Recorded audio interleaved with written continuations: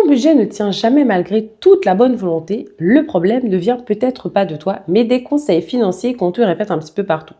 Je m'explique. On voit toujours les mêmes conseils passer en boucle. La règle des 50-30-20, le principe paye-toi en premier ou encore vis en dessous de tes moyens.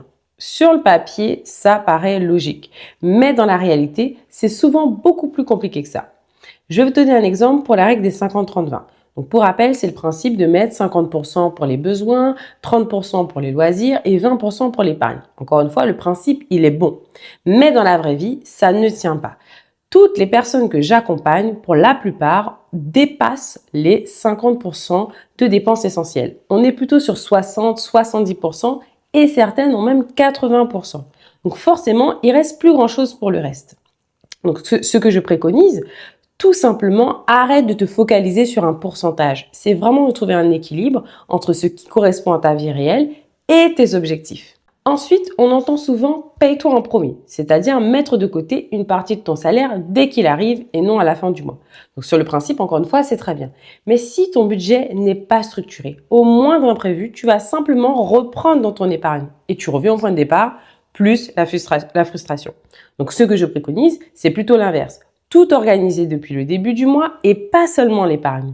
Tu prends vraiment quelques minutes, 10, 15 minutes, ça suffit. Tu répartis ton argent dans chaque espace. Les dépenses, les provisions, ton plaisir et bien sûr ton épargne. Et comme ça, tout est déjà prévu. Et enfin, vis en dessous de tes moyens. Franchement, moi, je vais le nuancer. Le sujet, ce n'est pas de vivre en dessous de ses moyens, c'est de vivre plutôt selon ses moyens. Donc, pas dans la privation, pas dans un mindset de manque, mais vraiment en pleine conscience de ce que tu peux vraiment te permettre. Donc, si ton argent est bien organisé, si tu sais exactement ce qui est disponible, eh bien, tu peux vraiment te faire plaisir et sans stress. Et ça, c'est très important. Donc, ce que je recommande, c'est d'apprendre à connaître réellement tes moyens pour pouvoir faire des choix en conscience, sans frustration et bien sûr sans excès. Donc, en réalité, tous ces conseils partent d'une bonne intention, mais ils sont rarement adaptés à la vraie vie.